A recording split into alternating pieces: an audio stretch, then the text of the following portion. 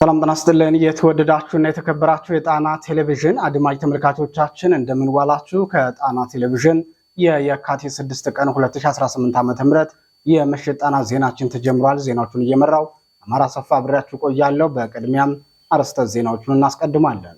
የአማራ ፋኖ ብሔራዊ ንቅናቄ ለአማራ ሕዝብ ክብርና ለብልጽግናው መዋቅር ደግሞ ፈተና ሆኖ ቀጥሏል። ዛሬ በደንቢያና በጣቆሳ ብርቱ ተጋድሎ በማድረግ ድኩል 40 ከተማን ተቆጣጥሯል። ወዲህ ደግሞ ቀደም ሲል ነጻ ባወጣቸው የራስ ጋይንት አውራጃ ከተሞች ህዝባዊ ውይይቶችን አጠናክሮ ቀጥሏል። በስብሰባው ላይ የተሳተፉ የከተማዋ ነዋሪዎች ከአርበኛ ከፍ ያለው በኋላ ለመጀመሪያ ጊዜ በዚህ መልኩ ድል አድርጋችሁ ስላገኘናችሁ ደስ ብሎናል ሲሉ የገለጹት የአርብ ገበያው ጉባኤ ምን ይመስላል የሚለውም በቀዳሚነት ይደመጣል።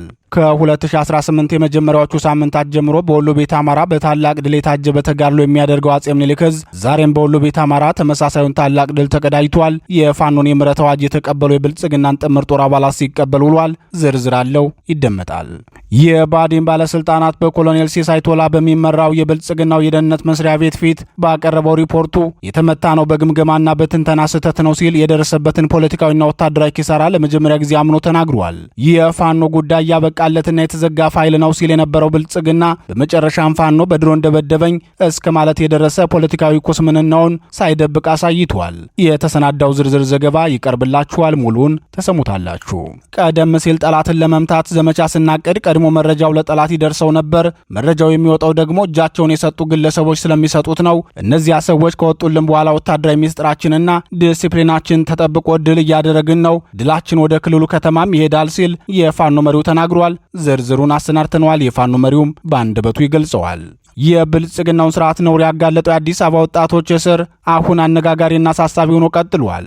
እንደ ገጠር ጎረምሳ ግለሰቦችን በአደባባይ ጠልፎ ከሰወራቸው 1 ዓመት ያለፈው ቢሆንም አሁንም ድረስ የአዲስ አበባ ወጣቶች የት እንዳሉም ሆነ ምን አይነት ውሳኔ እንደተፈጸመባቸው አፋኙ ብልጽግና ትንፍሽ አላለም። በዚህ ጉዳይ የግፍ እስረኞቹ የት ናቸው ስንል ዘገባ አሰናድተናል። ታዋቂው የሰብአዊ መብት ተሟጋችም ማብራሪያ ሰጥቶበታል። ሰዓቱ ሲደርስ እናስደምጣችኋለን።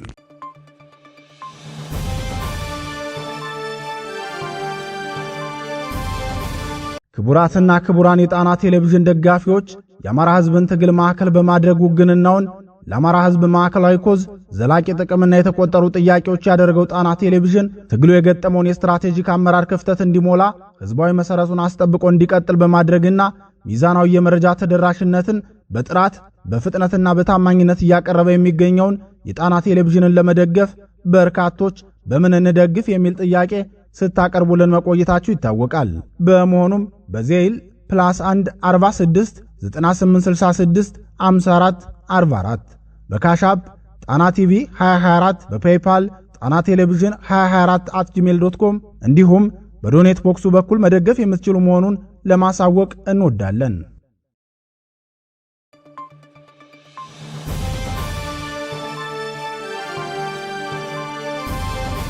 የተወደዳችሁና የተከበራችሁ የጣና ቴሌቪዥን አድማጭ ተመልካቾቻችን እነዚህንና ሌሎች የግንባርና የትንታኔ ዘገባዎችን ይዘናል።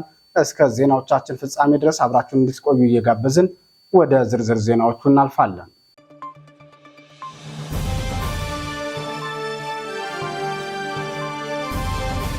ወደ ቀዳሚው ዜናችን እናልፋለን።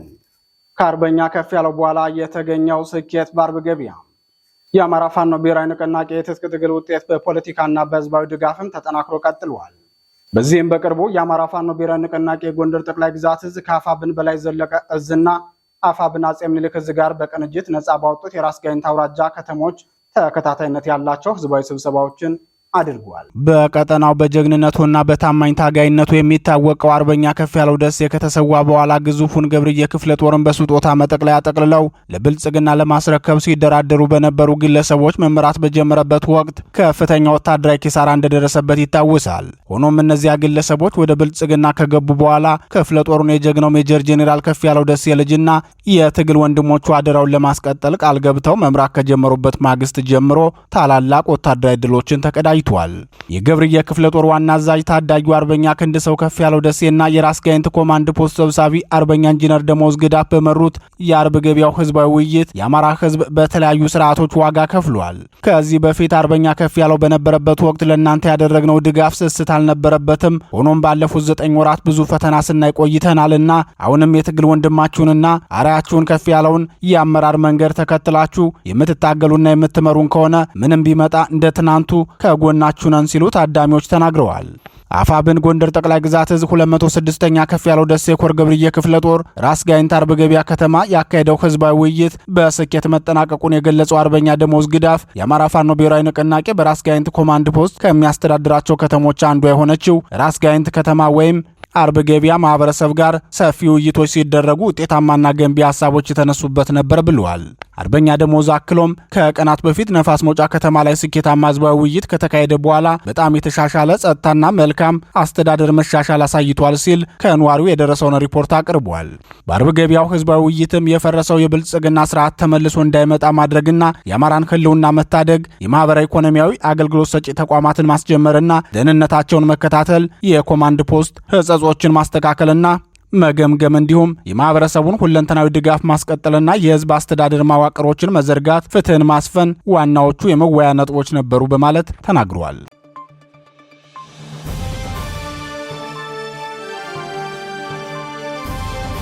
ወደ ተከታዩ ዜናችን እናልፋለን። በድል የቀጠለው የፋኖ ድል በወሎ ቤት አማራ። የአማራ ፋኖ ብሔራዊ ንቅናቄ የተቀናጀን የተጠና ኦፕሬሽንን ጨምሮ የፊት ለፊት ውጊያና ዘመቻዎችን በድል አድራጊነት አስቀጥሏል።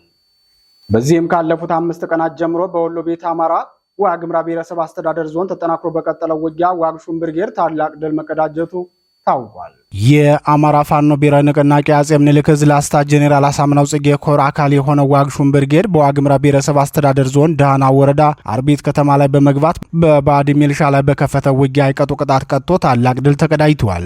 የዋግሹም ብርጌድ ቃኞች ዛሬ ከቀትር በኋላ አመሻሹ ላይ አርቢት ከተማ በመግባት ጥቃት መፈጸማቸውን የገለጸው የዙ ህዝብ ግንኙነት መምሪያ አንድ ሙሉ ጓድ ሚሊሻ ሙትና ቁስለኛ በማድረግ 5 ክላሽንኮቭ፣ 340 ክላሽንኮቭ ተተኳሽና ሌሎች ወታደራዊ ቁሳቁሶችን በእጃቸው አስገብተው ተመልሰዋል። በዚሁ ውጊያ መሃል ደግሞ አንድ የሚሊሻ አባል 2 ክላሽንኮቭ መሳሪያና 250 ክላሽንኮቭ ተተኳሽ ሙሉ የወገብ ትጥቁን በመያዝ ዋግሹም ብርጌድን መቀላቀሉን የብርጌዱ ቃል አቀባይ አርበኛ ፋኖ ጥጋቡ መረጃውን አድርሶናል። በዚህ ቀጠና በተከታታይ የተካሄዱ ተጋድሎች የአማራ ፋኖን የትግል አቅም ያሳዩና የአካባቢው ህዝብ ለፋኖ ያለውን ድጋፍ ያስመሰከሩ መሆናቸውን በተከታታይ መዘገባችን አይዘነጋም። ይህ በእንዲህ እንዳለ የአማራ ፋኖ ብሔራዊ ንቅናቄ ትናንት ይፋ ያደረገውን የምህረት አዋጅ የተቀበሉ የብልጽግናው ጥምር ጦር ሰራዊት አባላት ፋኖን መቀላቀላቸውን ቀጥለዋል። በአማራ ህዝብ ላይ የዘር ማጥፋት ጦርነት የከፈተውንና በህዝብ ላይም የጦር ወንጀል እየፈጸመ ያለውን የኦህዴድ ብልጽግናን ስርዓት በተለያየ መንገድ ደግፈውና ወግነው ህዝባቸው ላይ ዘር ማጥፋት እየፈጸሙ የነበሩ የሚሊሻ አባላት ነባራዊ ሁኔታውን በመረዳት በውጊያና በፈቃዳቸው ፋኖን መቀላቀላቸውን የአማራ ፋኖ ብሔራዊ ንቅናቄ አጼ ምኒልክ ዕዝ ህዝብ ግንኙነት መምሪያ አስታውቋል። 9 የሚሊሻ አባላት ከነሙሉ ትጥቃቸው ንጉስ ሚካኤል አሊኮር አማራ ሳይንት መቅደላ ክፍለ ጦርን ተቀላቅለዋል ሲል የገለጸው የዙ ህዝብ ግንኙነት መምሪያ የሚሊሻ አባላቱ መካነ ሰላም ዙሪያ በነበረው ውጊያ በቀላል መስዋዕትነት እጃቸውን ለክፍለ ጦሩ በመስጠት ህይወታቸውን ማትረፍ ችለዋል በማለት የብልጽግናው ስርዓት አማራን እርስ በርሱ ለማገዳደል ያቀደውን ክፉ ዕቅድ ማክሸፉን ገልጿል። የአጼ ምኒልክ ዕዝ ህዝብ ግንኙነት መምሪያ አክሎም ከዚህ ጋር ተያይዞ አማራ ጠሎ የብልጽግና መከላከያ ሰራዊት ወግዲ ወረዳ ዙሪያ ከንጉስ ሚካኤል ኮር መብረቅ ክፍለ ጦር የደረሰበትን ከባድ ሽንፈት መቋቋም አቅቶት ከ100 በላይ ንጹሃንን በግፍ መግደሉ ይታወሳል። አሁንም በዚሁ በወግዲ ወረዳ ዙሪያ ዘሞድ ከተማ ላይ ከ150 ኩንታል በላይ የማህበረሰቡን እህል ዘርፎ በመውሰድ ጸረ ህዝብነቱን አጠናክሮ ቀጥሎበታል ሲል የስርዓቱን ሰራዊት የጦር ወንጀል አጋልጧል።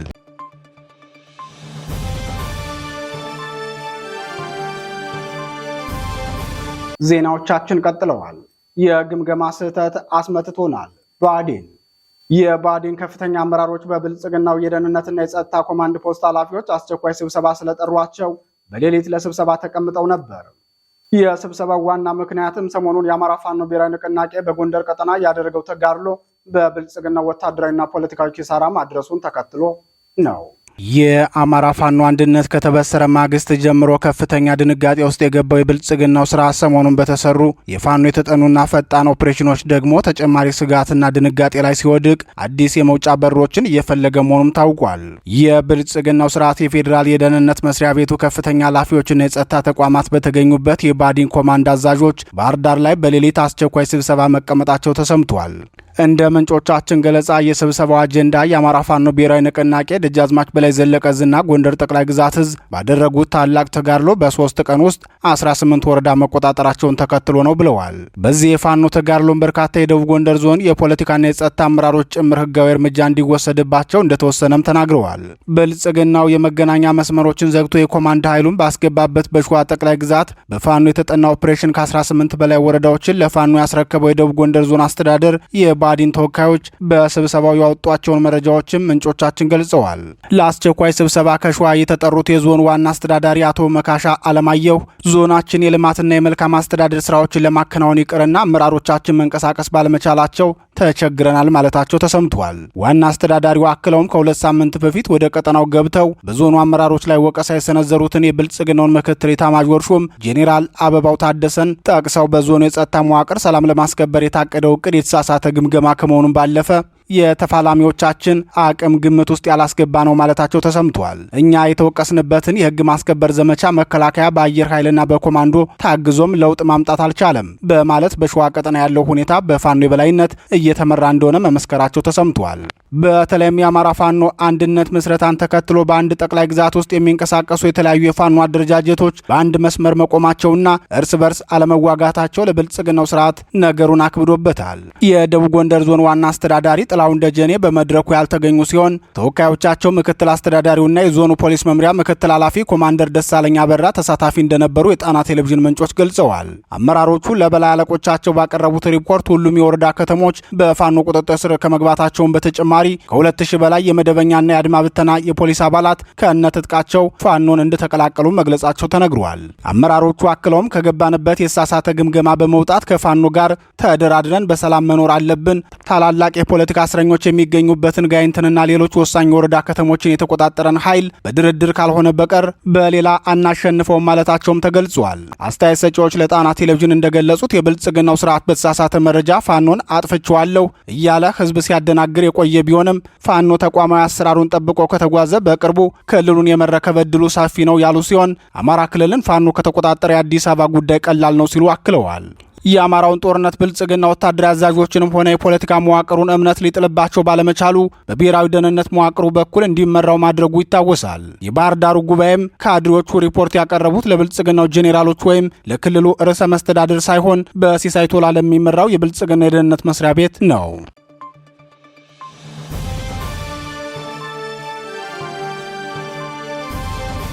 ክቡራትና ክቡራን የጣና ቴሌቪዥን አድማጭ ተመልካቾቻችን የካቲት 6 ቀን 2018 ዓ.ም የምሽት ጣና ዜናችን አሁንም እንደቀጠለ ነው። የዘመቻ እቅዳችንን ለጠላት እቅድ እየነገሩ ሲያስመቱን የነበሩ ናቸው አርበኛ ያለው በቅርቡ እጃቸውን ለብልጽግናው ስርዓት የሰጡ ግለሰቦች በፋኖ መሪነት ላይ ተቀምጠው የዘመቻ እቅድ ሳይቀር ለጠላት አሳልፈው በመስጠት ትግላችንን ሲጎትቱብን የነበሩ ግለሰቦች ናቸው ሲል የአማራ ፋኖ ብሔራዊ ንቅናቄ ደጃዝማች በላይ ዘለቀ ዕዝ ዘመቻ መምሪያ አርበኛ ኮማንዶ ያለው ተናገረ። የእነዚህ ግለሰቦች ወደ ብልጽግና መግባት ለትግላችን ትልቅ ስኬት ሆኖልናል በማለትም ገልጿል። የአማራ ፋኖ ብሔራዊ ንቅናቄ ጎንደር ጠቅላይ ግዛት ዕዝና ደጃዝማች በላይ ዘለቀ ዕዝ በቅንጅት ባደረጉት ተጋድሎ በጎንደር ቀጠና በርካታ ድሎችን ተቀዳጅተዋል።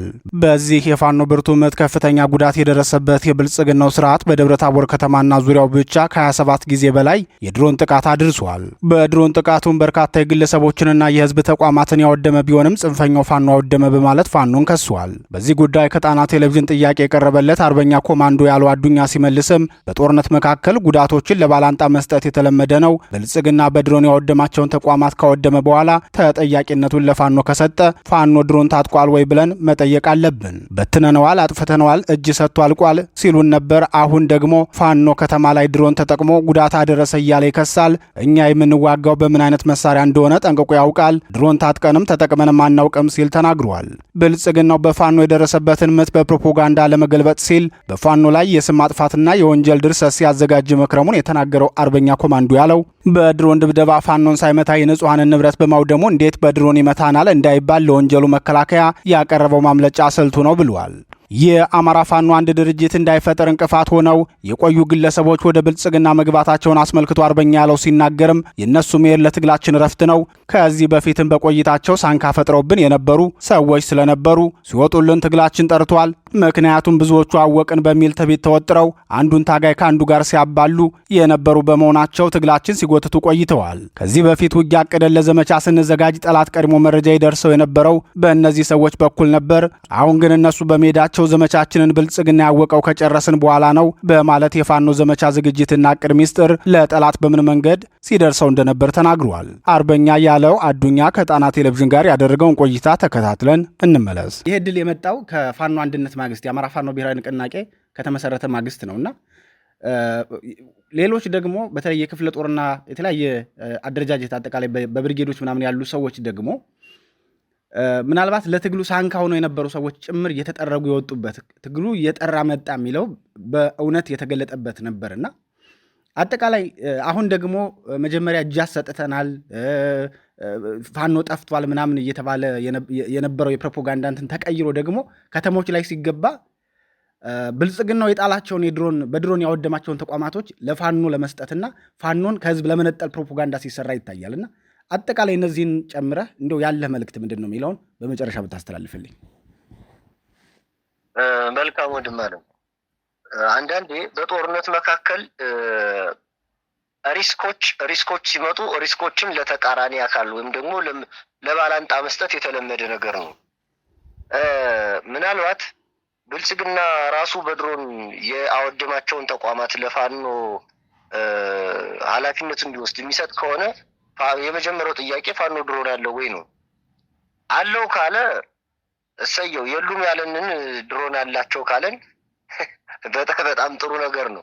ነገር ግን እኛ የምንዋጋው በክላሽ በብሬን በዲሽቃ እንደሆነ እሱም ያውቃል፣ ድብን አድርጎ ያውቃል። በአንድ ስናይፐር 20-30 ስናይፐሮችን ቅንድብ እየሰበረ የሚማርክ ከንጹሃን መሀል የተቀላቀለን የብልጽግና ወታደር ለይቶ የሚመታ ሰራዊት እንዳለን ያውቃል። ተቋማትን እያደሰ ጭቃ እያቦካ ትምህርት ቤቶችን እሱ በድሮን ያፈረሳቸውን ትምህርት ቤቶች ጭቃ እያቦካ እየመረገ ተማሪዎችን ጥበቃ እያደረገ ትምህርት እያስተማረ ያለበትን ሁኔታ እሱም ያውቃል፣ ጠላትም ያውቃል፣ ህዝብም ያውቃል። አጉል መደናገር የሚፈጥር ህዝብ አለ ብዬ አላስብም። 16 የድሮን ድብደባ አድርጎ ቤቶችን መታሁ እንዳይል ቤቶችን ተቋማትን ፋኖ ወደማቸው ቢል ይሄ ምንም ውሃ የሚያነሳ ውሸትም አይደለም። ውሸት መርጦ መዋሸት መቻል አለበት ነው። ሌላው ምናልባት ቅድም ካነሳው ጋር ተያይዞ ብርጌዶች፣ ሻለቆች እንዲሁም ደግሞ ክፍለ ጦሮች ላይ የነበሩ ሳንካዎች ነበሩ። ሳንካ ፈጥረው የነበሩ አካላት ነበሩ። በእርግጥ እነሱ ሲለቁ ትግሉ ጠርቷል፣ 100% ትግሉ ጠርቷል በሚባል ደረጃ ላይ ነው ያሉ።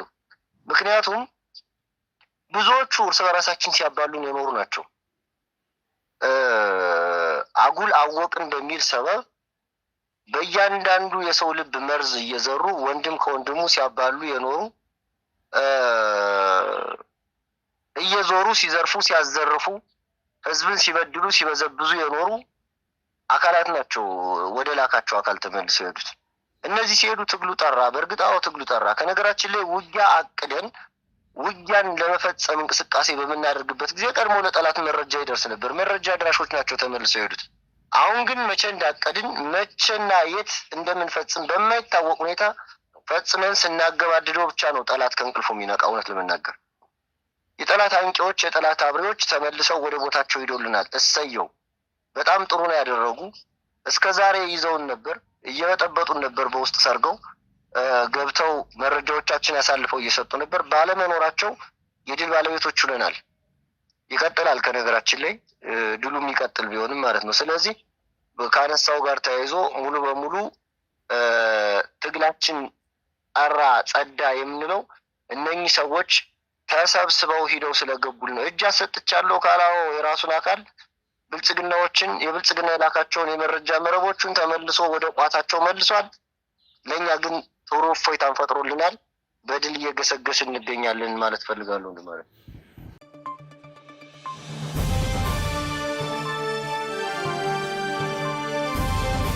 ወደ መጨረሻው ዜናችን እናልፋለን። የግፍ እስረኞቹ የት ናቸው? የብልጽግናው ስርዓት ፍርድ ቤት ሳያቀርብ ቤተሰብና የህግ ባለሙያ እንዳያገኛቸው ከልክሎና የት እንዳሰራቸው ሳያሳውቅ አፍኖ የወሰዳቸው የአዲስ አበባ ወጣቶች ከታፈኑ 1 ዓመት ሞላቸው። ያፈናቸውና አገር እየመራ ያለው የብልጽግናው ስርዓት ግን ምላሽ ሊሰጥ አልቻለም። የሰብአዊ መብት ተከራካሪው አቶ ያሬድ ኃይለማርያም በዚህ ጉዳይ ሀሳባቸውን ሲገልጹም የት ናቸው? በመቶዎች የሚቆጠሩ ወጣቶች በየከተማው እየታፈኑ ወዳልታወቀ ስፍራ እየተወሰዱ ደብዛቸው እየጠፋ ነው። የት ናቸው? እነዚህ በዚህ ምስል ላይ የሚታዩት ሰዎች ከአዲስ አበባ በጸጥታ ኃይሎች ታፍነው ከተሰወሩ 1 ዓመት ሞላቸው። ለምን እንደታሰሩ፣ የት እንደታሰሩ፣ በየትኛው የመንግስት አካል ቁጥጥር ስር እንደዋሉ አይታወቅም። ፍርድ ቤት አልቀረቡም። ክስ አልተመሰረተባቸውም። ከአንዳንድ ምንጮች በተገኙ መረጃዎች ለመከላከያ ሰራዊት ተላልፈው መሰጠታቸውን የሚገልጹ መረጃዎች ወጥተዋል ሲሉ ቅሬታቸውን ማቅረብ ይጀምራሉ።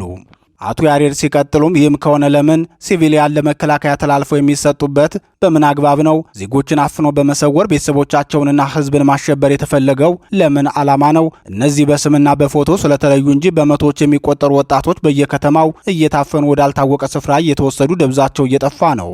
የአገዛዝ ስርዓቱ ይህንን ህገወጥ ተግባር ሊያቆምና እነዚህንም ወጣቶች መፍታት ያሉበትን ሁኔታም ለቤተሰብ ማሳወቅ አለበት። አሁን የት ናቸው እያልን መጠየቃችንን እንቀጥላለን ሲሉ ተናግረዋል።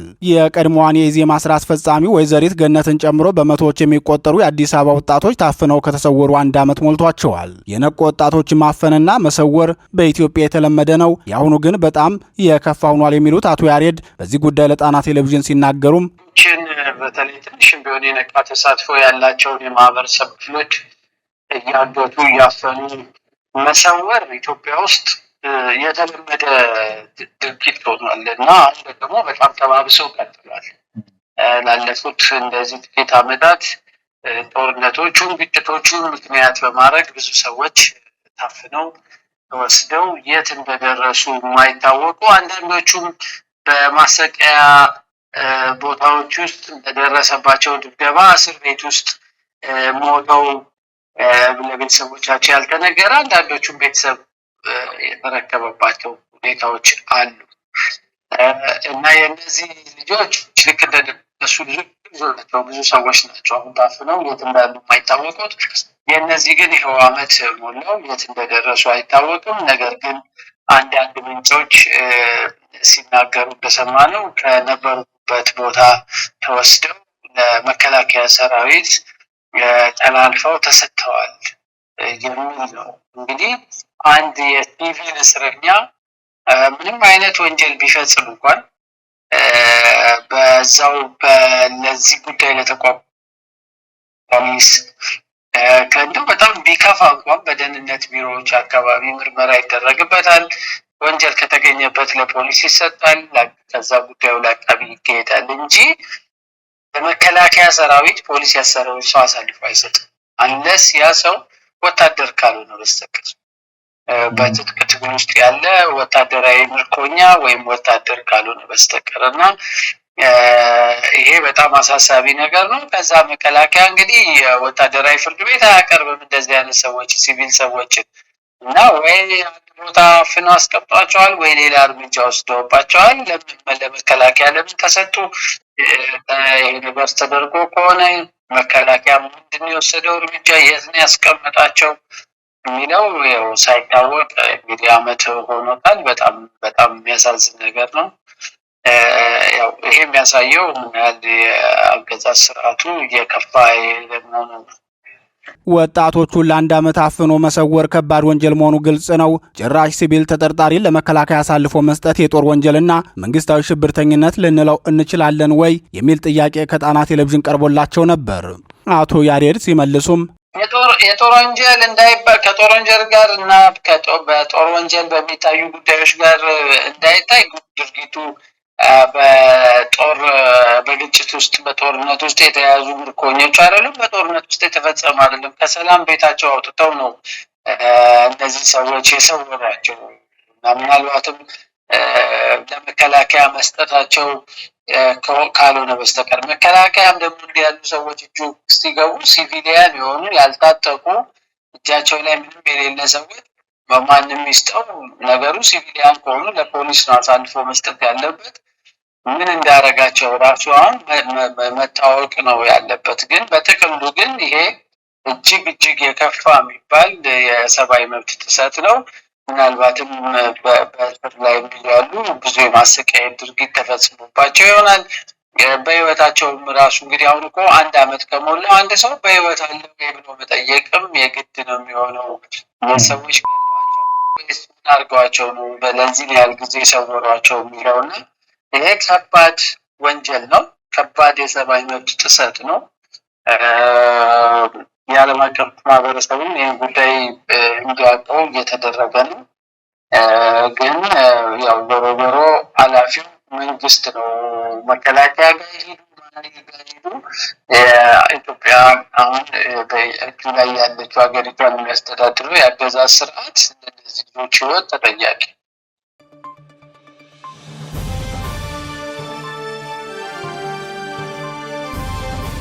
ክቡራትና ክቡራን የጣና ቴሌቪዥን ደጋፊዎች የአማራ ህዝብን ትግል ማዕከል በማድረግ ውግንናውን ለአማራ ህዝብ ማዕከላዊ ኮዝ ዘላቂ ጥቅምና የተቆጠሩ ጥያቄዎች ያደረገው ጣና ቴሌቪዥን ትግሉ የገጠመውን የስትራቴጂክ አመራር ክፍተት እንዲሞላ ህዝባዊ መሰረቱን አስጠብቆ እንዲቀጥል በማድረግና ሚዛናዊ የመረጃ ተደራሽነትን በጥራት በፍጥነትና በታማኝነት እያቀረበ የሚገኘውን የጣና ቴሌቪዥንን ለመደገፍ በርካቶች በምን እንደግፍ የሚል ጥያቄ ስታቀርቡልን መቆየታችሁ ይታወቃል።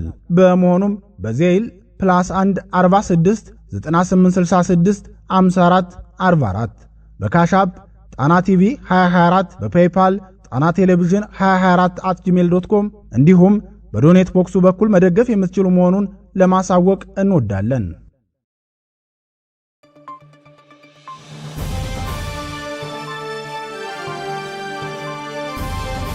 የተወደዳችሁና የተከበራችሁ የጣና ቴሌቪዥን አድማጭ ተመልካቾቻችን የየካቲት 6 ቀን 2018 ዓ.ም የምሽት ጣና ዜናችን የተከታተላችሁትን ይመስል ነበር። ዜናዎቹን እየመራው አማራ ሰፋ አብሬያችሁ ቆየው። የጣና ቴሌቪዥንን የዩቲዩብ ቻናል ሰብስክራይብ በማድረግ በቋሚነት ወዳጅ እንድትሆኑ እንጠይቃለን። ጤና ይስጥልን።